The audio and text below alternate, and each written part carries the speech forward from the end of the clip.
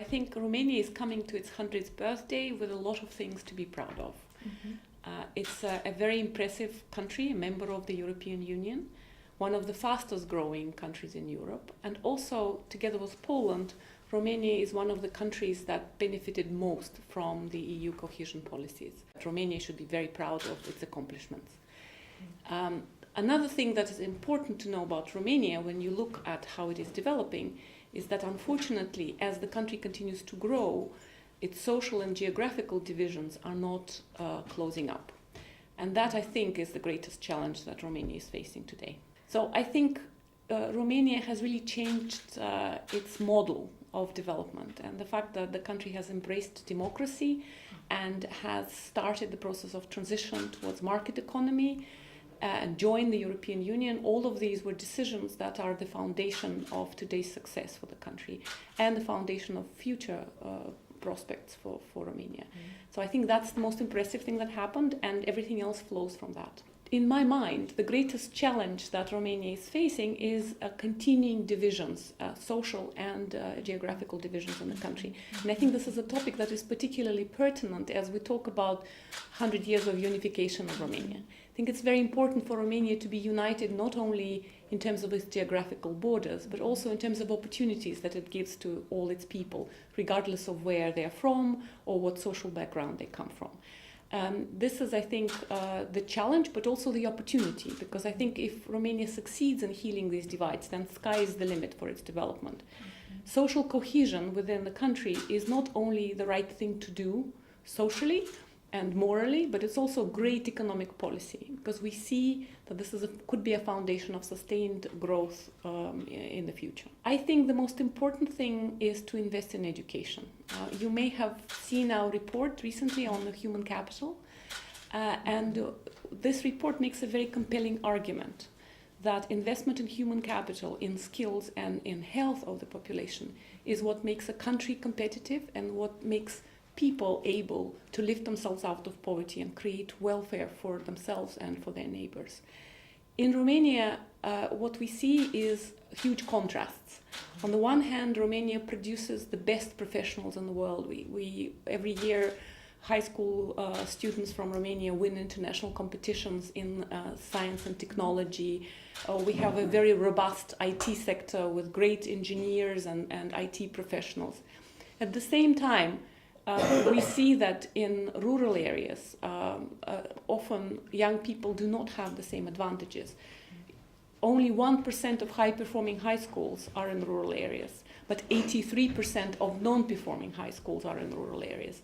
And healing this divide, giving opportunities to all children in Romania to do well in life, is something that will set up this country for competitiveness in the future, in the new economy. So if you ask me for one thing where I would invest in education. And if I may, I know I'm talking too much, but I wanted to tell you a story. I travel a lot in Romania and I meet a lot of people, and we have a project called ROSE, which is focusing on strengthening of secondary education, and in particular in helping schools that struggle, helping children at risk of dropping out of school. And I recently visited two such high schools which participate in our project, one in Pucioasa and one in Iași. And I was really amazed that with a little bit of incremental funding and allowing school principals to use this incremental funding the way they see fit, has allowed these schools to achieve spectacular results. In some cases, doubling baccalaureate pass rate in 1 year and significantly reducing dropout rates. So I see great potential here, but I would like to encourage Romania to invest more in education and skills. I think more can be done in terms of financing, for example, for health and education. As I said, giving a little bit more money to these sectors, but also allowing more initiative by the practitioners, listening to school principals and to hospital directors on how the funds are spent. Maybe also rewarding performance more directly. And I think that that is what I'm trying to do in our program, the World Bank program in Romania. We are very much focusing on health and education. and I look forward to working with the government on these areas. I think Romanian health system, just as education, can be improved by providing more opportunities to everyone to have greater access and greater quality of care. We have recently done the analysis of financing in both health and education sectors, and one lesson is that in both of these sectors, Romania needs to invest more, but also to invest more smartly, more efficiently. And again, giving opportunity to health practitioners on the ground to use resources more wisely is what I would do. Poverty remains high as the country gets richer and richer. So, and if I were to see one thing improve in Romania is I would like to see more people take advantage of the increasing wealth of this country. I think that in general in this world, when we have a new economy developing, people with better skills are better positioned to compete and to take advantage of new economic opportunities. And this is why, let me repeat again, I think investment in education and skills is the foundation of future growth and prosperity for Romania. If you would have been the Prime Minister of Romania, which would be the first measure you would take tomorrow? So I think I would be very proud to be Prime Minister of Romania because it is a country with fantastic opportunities. It's a country that has all ingredients for success. What I would focus on is I would focus on a long-term vision for this country. I think the greatest reforms and the greatest progress in Romania in recent years was made when the country was preparing to join the European Union, because it gave everybody a clear goal and a clear vision of the future. I think we need to reinvigorate this process, and we need to think as a society, where is this country going? How can we create better opportunities for all Romanians? How do we see this country in the future? One of the challenges that I also see in Romania is the demographic challenge. This is a country with shrinking population and a very high level of migration. It is important in the vision for the future to see how to make this country attractive for young people so that they stay, that they have families here, that they come back.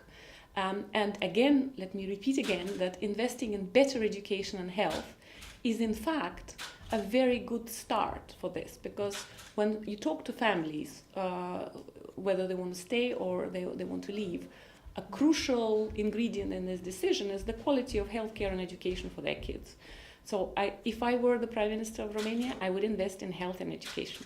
The cultural traditions of Romania, its very rich cultural heritage, is one of the riches that, one of the assets that Romania has for its future development, together with its geographical position, with its wonderful climate, great arable land, ski resorts, shoreline, and so on. So, but the most important thing that Romania has is its people. So drawing on the traditions and drawing on the future opportunities, investing in skills, investing in better human capital is the way to go. Cultural traditions are a fantastic opportunity to showcase the country, and we all have deep roots, and Romania certainly has very deep roots, and I think it's a great advantage in every area of life. What do you tell about Romania to your closest friends and family back home? I tell them that I'm very fortunate to be here, and tell them to come and visit and to see the beauties of this country, and not just in Bucharest but everywhere.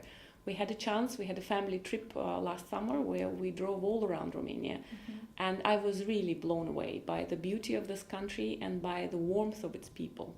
There is beauty in variety as well. I love the mountains, I love the sea, I love the monasteries, but as I said, the most important thing is when you meet the people and they take you to their heart, and this is the most fantastic feeling that you can have. Also, I always recommend the food.